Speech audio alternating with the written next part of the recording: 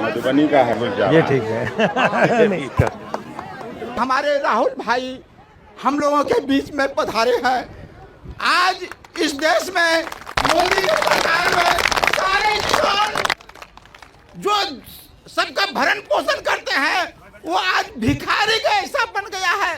हम अपने महान नेता इस देश के राहुल भाई से निवेदन करेंगे, एमएसपी को कानूनी दर्जा दिलाने की लड़ाई आप हमारे तरफ से लड़िए।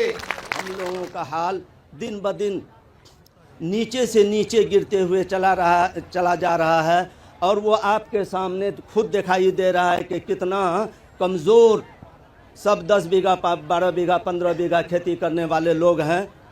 लेकिन सबका हालात को आप देख रहे हैं, अपने सामने देखिए कितने कमज़ोर और नहीफ हैं। मजबूर हो कर के ये किसान का आल औलाद पंजाब, दिल्ली, हिमाचल प्रदेश या दीगर दूसरे जगह जा रहे हैं, जो बड़ी दुख की बात है। और हम लोगों को एमएसपी तो सिर्फ सुनाई देता है, इसका कहीं दूर तक कहीं कोई अता पता नहीं चल रहा है। उत्तर प्रदेश में भट्टा परसौल एक जगह है, वहाँ जाकर मैंने ज़मीन का मामला, किसानों की ज़मीन का मामला जाके छेड़ दिया। उसके बाद हिंदुस्तान की पूरी मीडिया मेरे पीछे पड़ गई, बिल्कुल उनका बर्ताव बदल गया।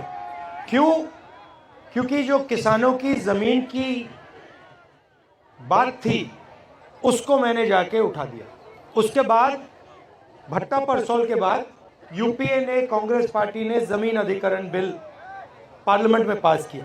4 गुना कॉम्पेंसेशन किसानों को अपनी ज़मीन के लिए, 4 गुना, मार्केट रेट से 4 गुना। मोदी जी का पहला काम पार्लियामेंट में आकर इस बिल को रद्द करने का था। तो मेरा कहना है कि जो भी राजनेता किसानों की ज़मीन की रक्षा करने की बात करेगा, उस पर 24 घंटा मीडिया का आक्रमण शुरू हो जाए। अब यहाँ पे ये आपका एसएसबी का है, कानून के मुताबिक अगर ये ज़मीन इस्तेमाल नहीं की गई तो 5 साल के अंदर आपको वापस मिल जानी चाहिए, ये कानून है।